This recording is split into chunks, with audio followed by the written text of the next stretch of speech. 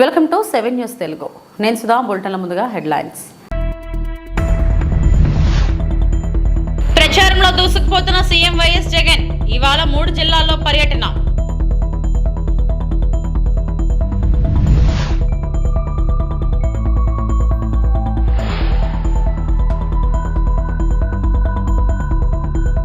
చంద్రబాబు వ్యాఖ్యలపై బీజేపీ ఎందుకు స్పందించదు? కోసాని సూటి ప్రశ్న.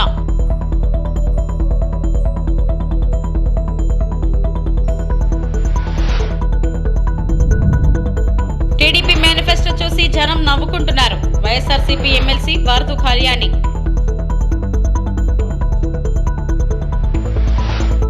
58 నెలల పాలనలో తీసుకొచ్చిన సంక్షేమ పథకాలపై వివరణ.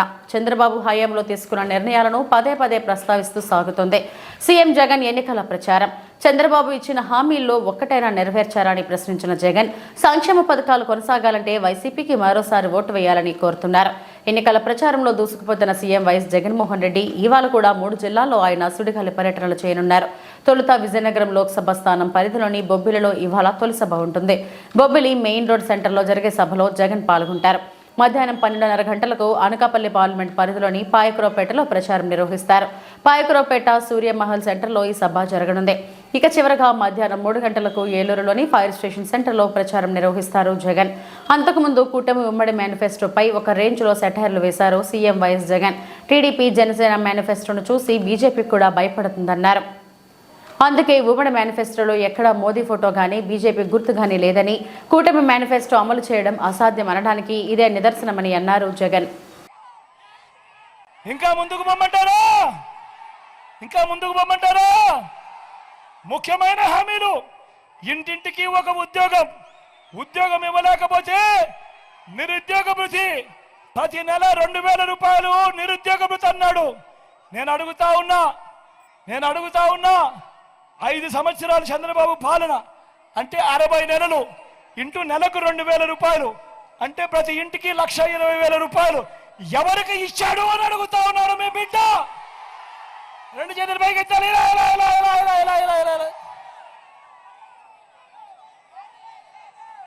ముఖ్యమైన హామీలు. ఇంకా ముందుకు పోమంటారా? అర్హులందరికీ 3 సెంట్ల స్థలం కట్టుకునేందుకు పక్కా ఇల్లు.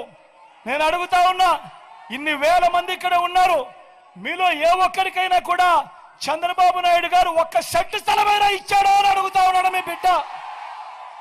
2 చేతులు పైకి 10,000 కోట్లతో బీసీ సప్లాన్ చేనేత పవర్ రూమ్స్ రుణాలు మాఫీ అన్నాడు. అయ్యాయా? ఉమెన్ ప్రొటెక్షన్ ఫోర్స్ ఏర్పాటు చేస్తామన్నాడు. జరిగిందా? సింగపూర్కు మించి అభివృద్ధి చేస్తామన్నాడు. జరిగిందా? ప్రతి నగరంలోనూ హైటెక్ సిటీ నిర్మిస్తామన్నాడు. జరిగిందా? మన పాయకురావుపేటలో కనిపిస్తా ఉందా? నేను మిమ్మల్ని అడుగుతా ఉన్నా, ఇందులో చంద్రబాబు చెప్పినవి 2014లో ఈయన స్వయంగా సంతకం పెట్టి ముఖ్యమైన హామీలంటూ మీ ప్రతి ఇంటికి పంపించిన ఈ పాంఫ్లెట్లో చెప్పినవి, ఇందులో చెప్పినవి ఒక్కటంటే ఒక్కటైనా జరిగిందా అని అడుగుతా ఉన్నాడు మీ బిడ్డ. ఈసారి మాత్రం గట్టిగా 2 చేతులు పైకి లేయాలి. ఈసారి గట్టిగా ఇలా ఇలా ఇలా ఇలా ఇలా ఇలా ఇలా ఇలా ఇలా ఇలా ఇలా ఇలా ఇలా ఇలా ఇలా ఇలా. నేను అడుగుతా ఉన్నా మరి ఇలాంటి వాళ్ళను నమ్మవచ్చా అని అడుగుతా ఉన్నాడు మీ బిడ్డ. 2 చేతులు పైకి ఎత్తాలి. ఇలా ఇలా ఇలా ఇలా ఇలా ఇలా ఇలా ఇలా. ఈరోజు మళ్ళా ఏమంటా ఉన్నారు? మళ్ళీ ఇదే ముగ్గురు ఏమంటా ఉన్నారు? సూపర్ 6 అంటా ఉన్నారు. నమ్ముతారా అన్నా? సూపర్ 7 అంటా ఉన్నారు. నమ్ముతారా? ఇంటింటికి కేజీ బంగారం ఇస్తారట. నమ్ముతారా?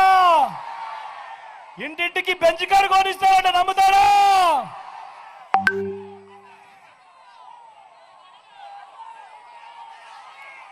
ఆలోచన చేయమని మిమ్మల్ని అందరినీ కూడా కోరుతా ఉన్నా.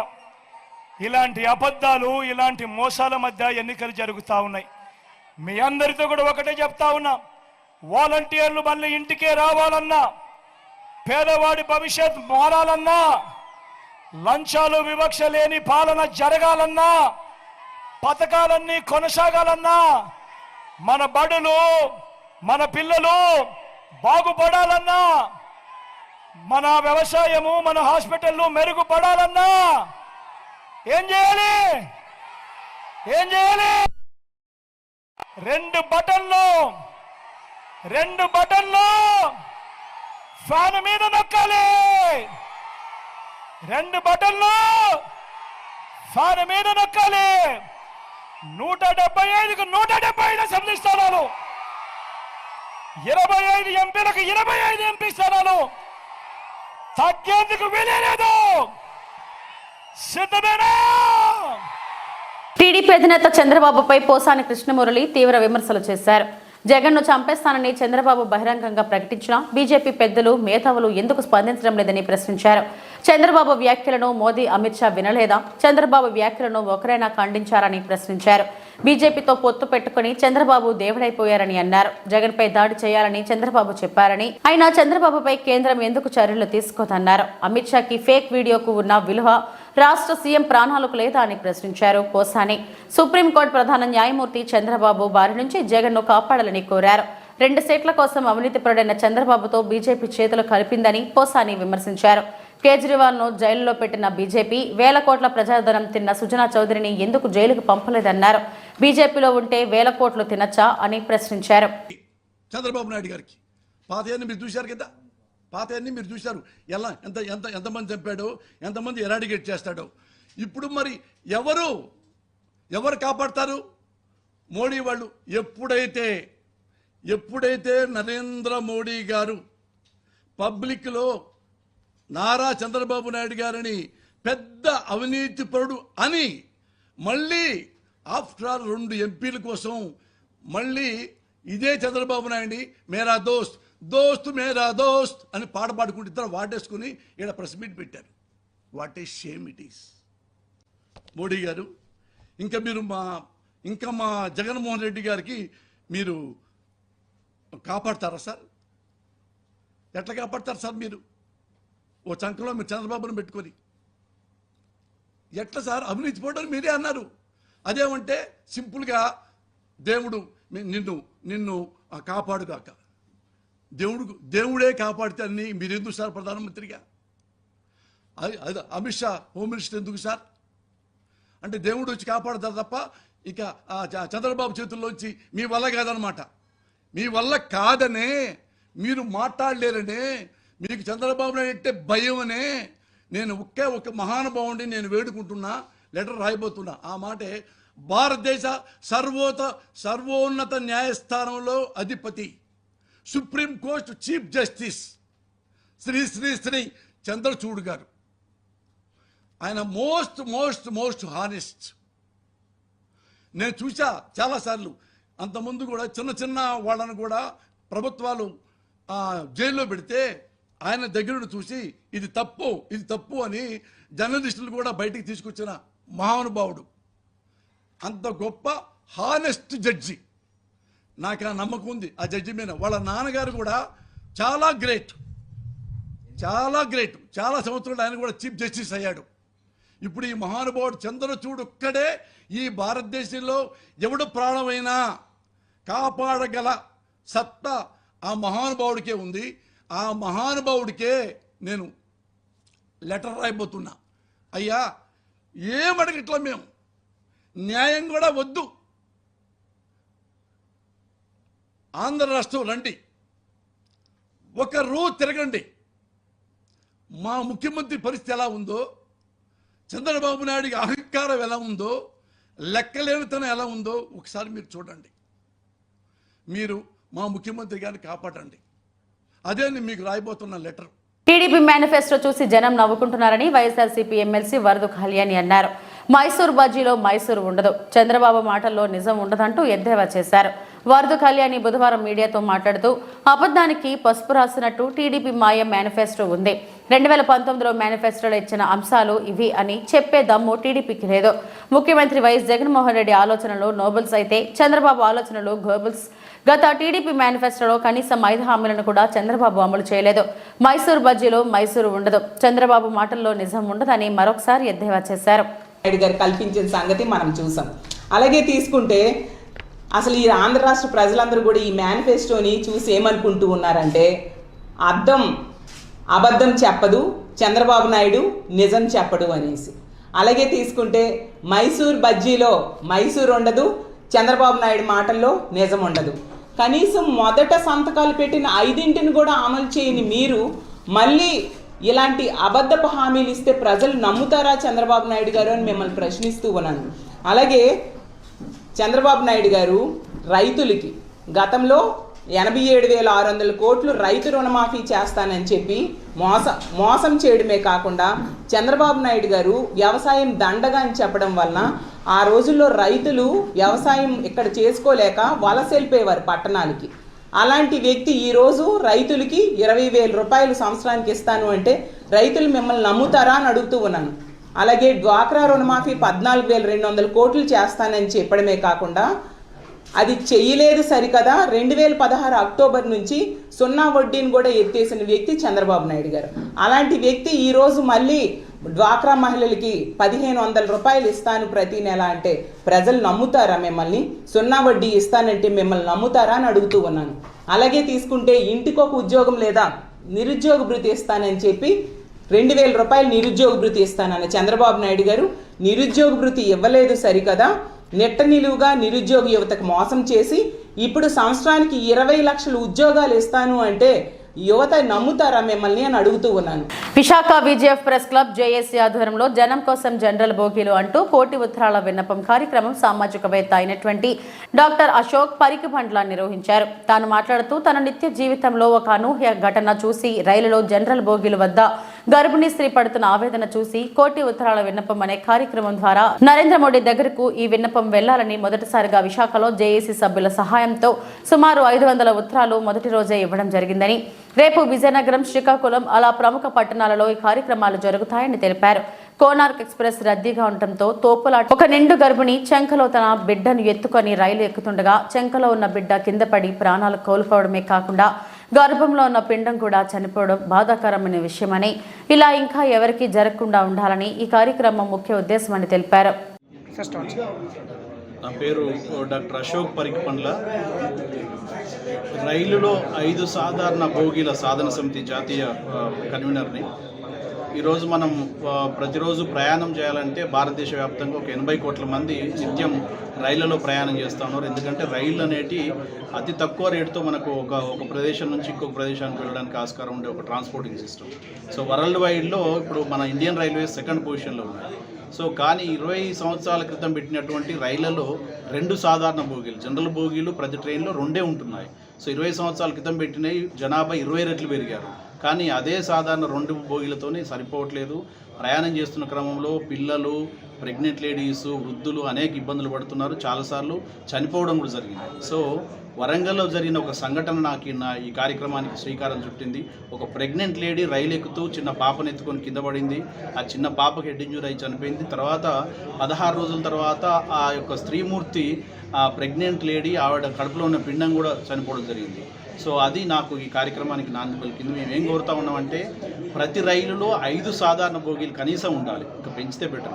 సో ఎందుకంటే మనం ప్రతిరోజు కూలీ చేసుకోవడం కానీ, వృత్తిరీత్యా కానీ, ఉద్యోగరీత్యా కానీ ప్రతి నిత్యము చాలామంది ట్రైన్లోనే ట్రాన్స్పోర్ట్ ప్రయాణం చేస్తూ ఉంటారు. కాబట్టి సాధారణ ప్రజానీకానికి ఒక హ్యాజిల్ ఫ్రీ జర్నీ అనేది ఉండాలి. కాబట్టి ప్రధానమంత్రి గారికి ఒక విజ్ఞప్తి చేస్తున్నాం. గాంధీ అనే ఐడియాలజీలో ఒక కార్డు క్యాంపెయిన్ అనేది మొదలుపెట్టాము. సో ఇది భారతదేశ వ్యాప్త ప్రధానమంత్రి గారికి కోటి ఉత్తరాల కార్యక్రమం. సో దీన్ని అందరూ కూడా సహకరించండి. తెలంగాణలో ఈ కార్యక్రమం ఉధృతంగా నడుస్తూ ఉంది, గుజరాత్ రాష్ట్రంలో కూడా నడుస్తూ ఉంది. సో ఇవాళ మొట్టమొదటి కార్యక్రమం ఇవాళ మనకు వైజాగ్లో నేను రావడం జరిగింది. సో మొట్టమొదటి కార్యక్రమం రాష్ట్ర వ్యాప్తంగా వైజాగ్ బీచ్లో మార్నింగ్ వాకర్స్తోని కార్యక్రమం చేసి ఒక 400 మందిని ఉత్తరాలు రాయించడం జరిగింది. సో ప్రతి ఒక్కరు కూడా సహకరించారు. మీ షెడ్యూల్ ఎలా ఉంటుందండి? ఇవాళ వైజాగ్ జిల్లా అండి, రేపు విజయనగరం జిల్లాకు వెళ్తున్నాను, ఆ తర్వాత శ్రీకాకుళం, ఆ తర్వాత గుంటూరు, విజయవాడ వెళ్తాను. సో ఇది ఫస్ట్ ఫేజ్. కర్నూలు జిల్లా కోస్గి మండలం చరిత్ర రాయాలన్నా, పార్టీలు బలోపేతం చేయాలన్నా అది బీసీలకే సాధ్యమని మంత్రాలయం టీడీపీ అభ్యర్థి రాఘవేందర్ రెడ్డి పేర్కొన్నారు. ఎన్నికల ప్రచారంలో భాగంగా సజ్జలగూడెం, జంపాపురం గ్రామాల్లో టీడీపీ ఎన్నికల ప్రచారం నిర్వహించారు. రాఘవేంద్రారెడ్డికి గ్రామాల్లో బ్రహ్మరథం పడుతున్న ప్రజలు టీడీపీ అభ్యర్థి రాఘవేంద్రారెడ్డి మాట్లాడుతూ రాష్ట్ర ప్రజల ఆకాంక్షలను సహకారం చేసేలా రూపొందించిన మేనిఫెస్టో సూపర్ 6 పథకాలతో ప్రజల భవిష్యత్తు మారుతుందన్నారు. తన తండ్రి మాజీ కేడీసీసీ బ్యాంక్ జిల్లా చైర్మన్ రామరెడ్డి హాస్యం కోసం ఎమ్మెల్యేగా పోటీ చేసి బడుగు బలహీన వర్గాల ప్రజల భవిష్యత్తులను మారుస్తారన్నారు. బీసీలను విభజించి పరిపాలిస్తున్న వైసీపీ పార్టీ బీసీల కంచుకోట మంత్రాలయం, ప్రతి ఒక్కరూ సైకిల్ గుర్తుకు ఓటు వేసి అత్యధిక మెజార్టీతో గెలిపించాలని ప్రజలను కోరారు.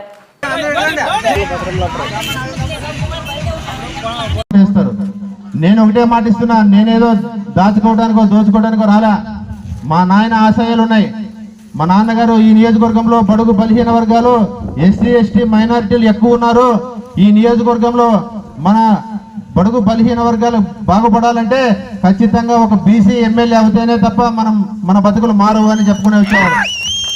ఆయన ఆశయాలను నెరవేర్చాలనే కోరికతోనే ఈరోజు ఎమ్మెల్యేగా పోటీ చేసి ఖచ్చితంగా ఈ నియోజకవర్గాన్ని మనం వర్గాలని ఐకమత్యం తీసుకురావాలా.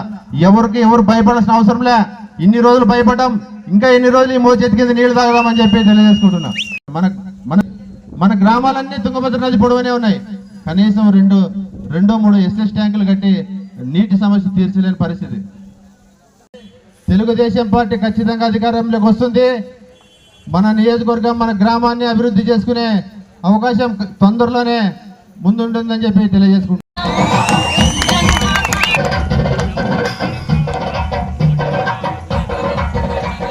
అల్లూరు సీతారామరాజు జిల్లా చింతపల్లి మండలం అన్నవరం సమీపంలో 52 కేసుల గంజాయి లిక్విడ్ ను స్వాధీనం చేసుకుని ఒక వ్యక్తిని అరెస్టు చేసినట్టు చింతపల్లి ఏఎస్పీ ప్రశాంత్ శివకిషోర్ తెలిపారు.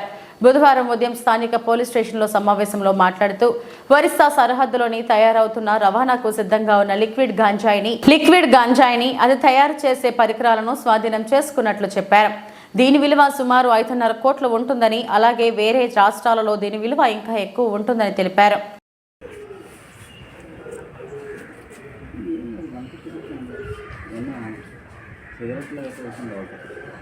చొక్క అంటిస్తారట, అంతే చొక్క అంటిస్తారట ఎంట్రన్స్ పాయింట్ పోలీస్ స్టేషన్, తర్వాత ఎన్డీపీఎస్ టాస్క్ ఫోర్స్ సిబ్బంది అందరూ కలిపి ఒక మంచి వర్క్ చేసి ఒక ఖచ్చితమైన సమాచారం మేరకు వెహికల్ చెకింగ్ చేస్తూ ఒక వ్యక్తి మీద నిఘా పెట్టడం వల్ల ఈ ఊలంగి ప్రకాష్ అని మన అలగం గ్రామం జీమాడుగుల మండలం చెందిన ఒక వ్యక్తిని ఒక 53.84 కిలోలు ద్రవరూప గంజాయి పెద్ద ఎత్తున సీజ్ చేయడం జరిగింది. ఆ వ్యక్తిని ఫర్దర్ మళ్ళీ విచారించి ఈ గంజాయి ఎలా తయారు చేశారు ఆ విషయాలన్నీ ఒకసారి కనుక్కొని ఈ గంజాయి తయారీకి సంబంధించిన మెషినరీ మొత్తం, స్టవ్స్ కావచ్చు, కుక్కర్స్ కావచ్చు, ఆ ప్రెస్సింగ్ మిషన్స్ కావచ్చు, అన్నీ సీజ్ చేయడం జరిగింది. ఈ వ్యక్తి ఇప్పుడు ఆపరేషన్ పరివర్తన కింద మనము గంజాయి అల్లూరు సీతారామరాజు జిల్లాలో మరియు మన స్టేట్లో పెద్ద ఎత్తున ధ్వంసం చేయడం వల్ల, తర్వాత చెకింగ్ ఎక్కువ కావడం వల్ల ఈ ఒడిశాలోని ఇసుకబంద, మల్కాన్గిరి జిల్లా అక్కడి నుంచి ఉన్న రైతుల దగ్గర కొంతమంది పేర్లు కూడా మనం కేసులో పెట్టడం జరిగింది. వాళ్ళందరూ దగ్గర నుంచి ఈ కర్ణాటక, కేరళ, రాజమండ్రికి సంబంధించిన వ్యక్తుల దగ్గర అడ్వాన్స్ తీసుకొని ఈ గంజాయిని ప్రొక్యూర్ చేసుకొని వాళ్ళకి ఈజీగా ట్రాన్స్పోర్ట్ చేసేటట్లు ఈ ద్రవరూప గంజాయిని తయారు చేసి ఎక్స్పోర్ట్ చేయడానికి రెడీ అవుతున్న క్రమంలో మనం పట్టుకోవడం జరిగింది. తర్వాత ఈ ద్రవరూప గంజాయి విలువ కూడా మనకి మార్కెట్లో ఇక్కడ వరకు చూసుకుంటేనే మనకు ఒక కిలో 10 లక్షల వరకు ఉంటుంది. సో ఈ మొత్తం మనము సీజ్ చేసినలో ఒక సుమారు ఒక 53.84 సుమారు ఒక 55.4 కోట్ల వరకు దీని విలువ ఉండే అవకాశం ఉంది. ఇంకా అది బెంగళూరు మార్కెట్, కేరళ మార్కెట్ లాంటి ముందుకెళ్తే దాని విలువ ఇంకా పెరిగే అవకాశం ఉంది. సో ఇది ఈ మంచి ఇన్ఫర్మేషన్ జనరేట్ చేసి మంచి వర్క్ చేసిన చింతపల్లి సర్కిల్ సిఐ గారికి, తర్వాత ఎస్ఐ గారు, అన్నవరం ఎస్ఐ అందరికీ నా అభినందనలు. ఎస్పెషల్లీ స్టాఫ్ కూడా కొన్ని ఇంటీరియర్ ఏరియాలో ఎలక్షన్ ఒత్తిళ్ళు, ఎలక్షన్ టైంలో కూడా ఇట్లాంటి మంచి క్యాచ్ పట్టుకోవడము చాలా హర్షణీయం. చిత్తూరు జిల్లా పొంగునూరు నియోజకవర్గంలో వైఎస్ఆర్ కాంగ్రెస్ అభ్యర్థి పెద్దిరెడ్డి రామచంద్రారెడ్డి ఎన్నికల ప్రచారం. మున్సిపాలిటీ పరిధిలో కొనసాగుతున్న మంత్రి పెద్దిరెడ్డి రామచంద్రారెడ్డి పర్యటన. ఎమ్మెల్యేగా తనను, ఎంపీగా పెద్దిరెడ్డి మిథున్ రెడ్డిని గెలిపించాలని కోరిన మంత్రి తమ అమూల్యమైన 2 ఓట్లను ఫ్యాన్ గుర్తుకు వేసి సీఎం వైఎస్ జగన్ కు అండగా నిలవాలని పిలుపు. కూటమి మేనిఫెస్టోను కూటమి పార్టీలే నమ్మే పరిస్థితి లేదు. మంత్రి పెద్దిరెడ్డి రామచంద్రారెడ్డి మాట్లాడుతూ కూటమి తెచ్చిన మేనిఫెస్టోను కూటమిలో ఉన్న పార్టీలే నమ్మే పరిస్థితిలో లేదు. చంద్రబాబు నాయుడు హామీలు నిలబెట్టుకోరు అని బీజేపీకి తెలుసు. అందుకే మేనిఫెస్టో ప్రకటన సమయంలో కేవలం చంద్రబాబు, పవన్ కళ్యాణ్ ఫోటోలు మాత్రమే వేసుకున్నారు. బీజేపీ నాయకులు ఆ మేనిఫెస్టోను తీసుకోవడానికి నిరాకరించారు. మేనిఫెస్టో అంటే విలువలేని వ్యక్తి చంద్రబాబు నాయుడు. మేనిఫెస్టోను ఒక పవిత్ర గ్రంథంగా భావించే గొప్ప నాయకుడు వైఎస్ జగన్. ఇప్పుడే వారికి అధికారం వచ్చేసినట్టుగా లోకేష్ రాజధానిని నిర్మిస్తామని అంటున్నారు. వారి ధ్యాస అంతా ఇంకా భూములు దోచుకోవడం పైనే ఉంది. ప్రజలకు సేవ చేయాలి, ప్రజలకు మరింత అండగా నిలవాలన్న ఆలోచన ఇప్పటికీ వారికి లేదు. చంద్రబాబు నాయుడు హామీలను నమ్మే పరిస్థితిలో ప్రజలు లేరు. ఆయన మేనిఫెస్టోపై ఎవరికీ నమ్మకం ఉండదు. సీఎం వైఎస్ జగన్ ఎన్నికల హామీలు అన్నీ పూర్తి చేశారు. కరోనాతో రాష్ట్ర, దేశ ఆర్థిక పరిస్థితి ఏ స్థాయిలో పడిపోయిందో అందరికీ తెలుసు. ఆయన ఆడిన మాట తప్పకుండా సీఎం వైఎస్ జగన్ పథకాలు అందించారు.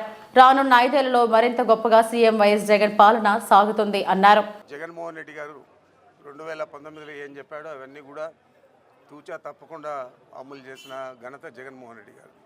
అదే 2014లో చంద్రబాబు నాయుడు ఏమైతే చెప్పాడో ఏది కూడా అమలు చేయకుండా 5 సంవత్సరాలు కేవలం రాజధాని చుట్టూ ఉన్న భూముల కోసం ప్రాకులాడాడు తప్ప ఆయన ప్రజలకు ఏమైనా చేయాలని కానీ, ఎన్నికల హామీలు నెరవేర్చాలని కానీ ఎప్పుడు కూడా ఆలోచన చేయలేదు.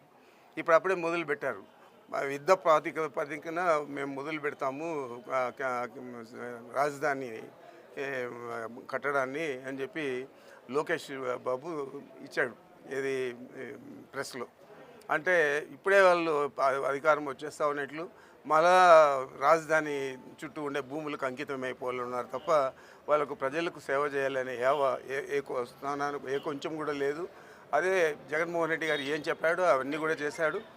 ఈరోజు జగన్మోహన్ రెడ్డి గారు మేనిఫెస్టోలో పెట్టిన అంశాలన్నీ కూడా తప్పనిసరిగా పూర్తి స్థాయిలో అమలు చేస్తాం. ఎందుకంటే గత 5 సంవత్సరాల్లో 2 సంవత్సరాలు కరోనాతో పోయింది.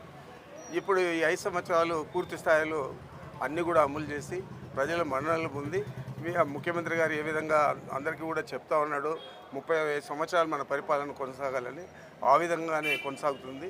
ఆయన మాట తప్పకుండా మడమ తిప్పకుండా హామీలన్నీ కూడా నెరవేరుస్తాడనే నమ్మకం మా అందరికీ కూడా ఉంది. రాష్ట్ర ప్రజలకు ఇంకా ఎక్కువగా ఉంది. ఇది ఏదైతే మేనిఫెస్టో రిలీజ్ చేశారో దాంట్లో చాలా అంశాలన్నీ కూడా వైఎస్ఆర్ కాంగ్రెస్ పార్టీ మేనిఫెస్టోలో ఉండేటివే ఉన్నాయి. పేర్లు మార్చి వాటిని అన్నీ కూడా ఇచ్చారు. కాంగ్రెస్ పార్టీ తెలంగాణలో అమలు చేసినవి ఉన్నాయి, కాంగ్రెస్ పార్టీ కర్ణాటకలో అమలు చేసినవి ఉన్నాయి.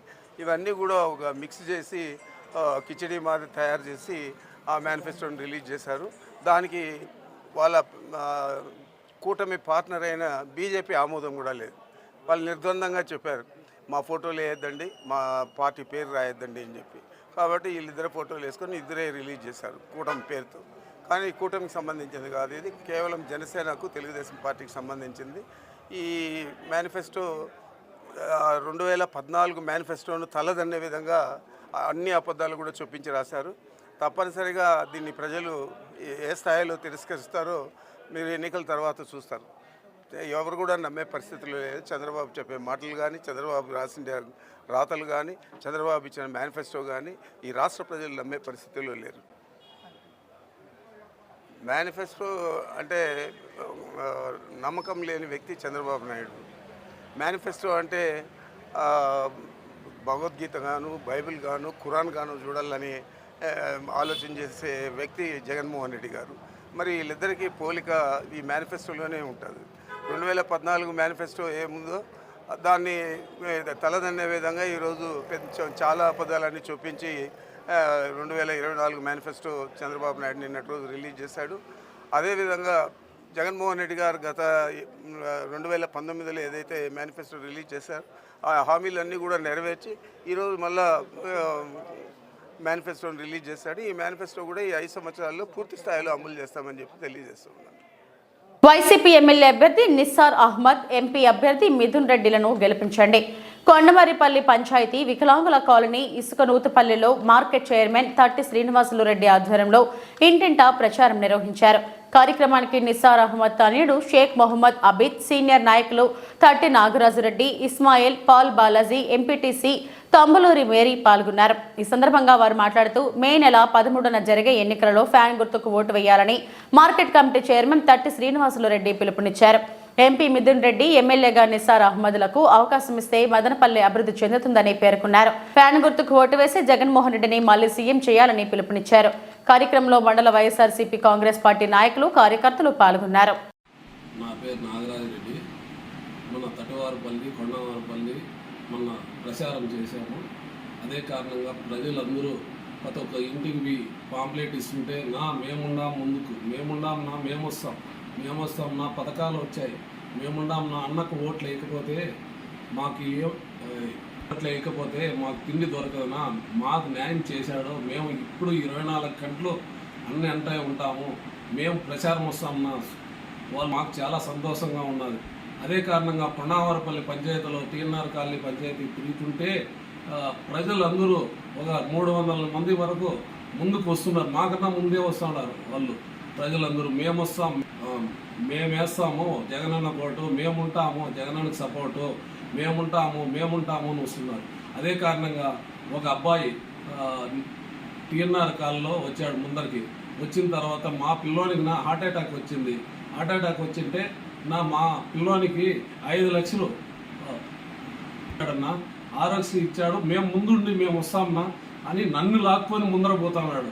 ప్రతి ఒక్క ఇంటికి అడుక్కొని పాప వాడు కాళ్ళు పట్టుకుంటున్నాడు. అన్న మంచోడు, మన కోట వేయాలి, అలాగే మనం తిరగదాం పాడనా అని పిలుచుకొని అందరూ పోతున్నారు. ప్రతి ఒక్కరు ముందుకు వచ్చేస్తున్నారు ఇంటికి బీగాలు వేసుకొని. ఇలాగే మన నిస్సార్ అన్నకు 50,000 మెజార్టీతో మదనపల్లిలో మెజార్టీకి వస్తాడు. అలాగే మన మిత్రునన్నకు 2,50,000 మెజార్టీతో గెలుస్తాడు. ప్రతి ఒక్క జనాలు పబ్లిక్ ముందు సంతోషంగా ఉన్నది. అందరికీ నమస్కారం. చిత్తూరు జిల్లా కుప్పం పట్టణంలోని ఎమ్మెల్సీ కార్యాలయంలో ఏర్పాటు చేసిన మీడియా సమావేశంలో లక్ష్మీ పార్వతి పాల్గొన్నారు. ఈ సందర్భంగా ఆమె మాట్లాడారు. చంద్రబాబు వల్ల ఎక్కువగా నష్టపోయింది ఎన్టీఆర్ కుటుంబమే అన్నారు. మమ్మల్ని మోసం చేసింది కాకుండా కుప్పం ప్రజలను 35 ఏళ్లుగా చంద్రబాబు మోసం చేస్తున్నారు. కుప్పంలో 35 ఏళ్లుగా దొంగ ఓట్లతో చంద్రబాబు గెలుస్తున్నారు. వ్యవస్థను మ్యానిపులేట్ చేసుకుని ఎన్నికల్లో గెలవాలని చంద్రబాబు చూస్తున్నారు. కుప్పం వైపు దేశమంతా చూస్తుంది. స్వాతంత్రం కూడా మేమే తెచ్చామని చంద్రబాబు అంటున్నారు. 25 కేసులను పక్కదారి పట్టించి న్యాయ వ్యవస్థను చంద్రబాబు మోసం చేసిన ఘనత చంద్రబాబుదేనని అన్నారు. జరిగినటువంటి పరిస్థితులు అందరికీ తెలిసినటువంటివే. ఎందుకంటే ఎక్కువగా నష్టపోయిన కుటుంబం మాది అంటే ఎన్టీఆర్ గారిది, నాది. మేమిద్దరం చాలా నష్టపోయాము. ఏ వ్యక్తి అయితే మమ్మల్ని మోసం చేశాడో అదే వ్యక్తి కుప్పం ప్రజలను కూడా ఇన్ని సంవత్సరాలుగా మోసం చేస్తూనే వచ్చాడు. అతని సొంత నియోజకవర్గం చంద్రగిరి. అక్కడ ఒక సామాన్యుడి చేతిలో అతను ఓడిపోయి చివరికి ఈ కుప్పం వచ్చాడు. ఎందుకు వచ్చాడంటే ఇక్కడ ఉండేటువంటి బోర్డర్ ఏరియాలో అవతలు ఉన్నటువంటి ఓట్లన్నీ కూడా చేర్పించుకొని ఇన్ని సంవత్సరాలు కూడా ఈ దొంగ ఓట్ల మీద గెలుస్తూనే వచ్చాడు. అంటే ఇతనికి ప్రజాభిమానం ఎప్పుడూ లేదనేది చాలా స్పష్టంగా తెలుస్తూనే ఉంది. ఎందుకు ప్రజాభిమానం లేదంటే ప్రజలకు ఎవరు మేలు చేస్తారో వాళ్ళని ప్రజలు గుర్తుపెట్టుకుంటారు. అంతే తప్ప అప్పటికప్పుడు ఎలక్షన్ మ్యానిపులేట్ చేసుకొని వ్యవస్థను మ్యానిపులేట్ చేసినట్టుగా ఈ ఎలక్షన్ కూడా అట్లా మ్యానిపులేట్ చేసుకొని గెలవడం అనేది గొప్ప కాదు అని ఈ కుప్పం ప్రజలు మొదటిసారిగా మొన్న జరిగినటువంటి స్థానిక ఎన్నికల్లో నిరూపించారు. గ్రేట్. ఎందుకంటే ఈరోజు దేశమంతా కుప్పం వైపే చూస్తూ ఉంది. నాకు తెలిసి ఆంధ్రప్రదేశే కాదు భారతదేశం కూడా. ఎందుకంటే ఈయనే చెప్తాడుగా, నేను ప్రైమ్ మినిస్టర్ని నేనే పెట్టాను, రాష్ట్రపతులను నేనే నియమించాను, హైదరాబాద్ నేనే కట్టాను, అసలు సెల్ ఫోన్ నేనే కనిపెట్టాను, భారత స్వాతంత్ర్యంలో కూడా మేమే పోరాడాము, ఆయన కొడుకు కూడా. అందువల్ల ఇంత కష్టపడి మేము మరి స్వాతంత్ర్యం కూడా తెచ్చాము. అలాంటి మేము ఇన్ని సంవత్సరాలుగా కుప్పంలో గెలుస్తూనే ఉన్నాను. నేను 45 సంవత్సరాలు నా ఇండస్ట్రీ అంతా మరి ఎంత ఘనంగా ఉందో, గొప్ప చరిత్రతో నిండిపోయిందని ఒకటే ఊకదంపుడు ఉపన్యాసాలు వినలేక జనాలు బారిపోతున్నారు. అది వేరే విషయం అనుకోండి. ఆ చెప్పిందే చెప్పి ఈ మధ్య ఆయనకి కాస్త పాపం అల్జైమర్స్ కూడా ఎక్కువైపోయింది. ఎక్కువైపోయి ఏం మాట్లాడుతున్నాడో కూడా అర్థం కానటువంటి పరిస్థితిలోకి వెళ్ళిపోయి తన పార్టీనే తను ఓడించుకోమంటున్నాడు. అంటే ఈరోజు మేము చెప్పేది ఏంటి అంటే, ఇంకా అవసరమా ఇతను? ఎన్ని సంవత్సరాలు వ్యవస్థలను మోసం చేస్తారు, ఎన్ని సంవత్సరాలు న్యాయ వ్యవస్థని గుప్పిట్లో పెట్టుకొని తప్పుదారి పట్టించి నీ మీద వచ్చిన 25 కేసులను కూడా మరి పక్కదారి పట్టించి ఈ విధంగా న్యాయ వ్యవస్థను మోసం చేశావు. అదేవిధంగా ప్రతి పార్టీలో కూడా ఎంత అవకాశవాద రాజకీయం చంద్రబాబు గారిది అంటే, ఇంత నీచమైన రాజకీయం బహుశా మనకి రాజకీయ చరిత్రలోనే మనం చూసుండము. ప్రతి పార్టీలో కూడా ఇతని మనుషులే ఉంటారు. ఈరోజు తెలంగాణ ముఖ్యమంత్రి రేవంత్ రెడ్డి ఎవరి మనిషి? బీజేపీలో ఉండేటువంటి సీఎం రమేష్, లేకపోతే సుజనా చౌదరి, ఇలాంటి వ్యక్తులంతా కూడా ఎవరి మనుషులు? ఆఖరి పురంధరేశ్వరి ఏ ఇంటి నుంచి వచ్చింది? ఇలా వీళ్ళందరూ కూడా ఇతను కోవర్టుల్లాగా ఇతర పార్టీల్లో పనిచేస్తూ అందరూ కూడా ఇతనికే సపోర్ట్ ఇచ్చేటువంటి పరిస్థితి. ఇతను రాజకీయంగా ఈ అడ్డదారి రాజకీయం తప్ప ఒక డైరెక్టుగాను ఒక నిజమైనటువంటి ప్రజాస్వామ్య విలువలతో కూడిన రాజకీయం చంద్రబాబు జీవిత చరిత్రలో ఇంతవరకు కూడా అతను ఎప్పుడూ చేయలేదు, మొదటి నుంచి కూడా. అది ఎందుకంటే నాకంటే ఇతని చరిత్రను చెప్పగలిగిన అథారిటీగా ఎవరూ కూడా లేరు. అది ప్రత్యక్షంగా మేము చూసాము, ఆ బాధలు అనుభవించాము, అతని మోసాలన్నీ చూసాము. అయితే మరి అది మాకు టైం ఎక్కువ లేకపోయింది ఇతన్ని గమనించి మేము దూరం పెట్టడానికి కూడా. అందువలన కూడా మేము నష్టపోయాక ఇంక చెప్పేది ఏముంది? అతను ఎంత దూరం చేయాలో అంత దూరం చేశాడు. సరే, నా పరిస్థితి అలా ఉంచండి. కానీ నా భర్త ఎన్టీ రామారావు గారు ఆయన ఏం తప్పు చేశారండి? ఆయన ఒక తెలుగుదేశం పార్టీని స్థాపించి మరి 35 సంవత్సరాల సినిమా ఇండస్ట్రీని వదిలిపెట్టి. ఈ వార్తలు ఇంతటితో సమాప్తం. నమస్తే.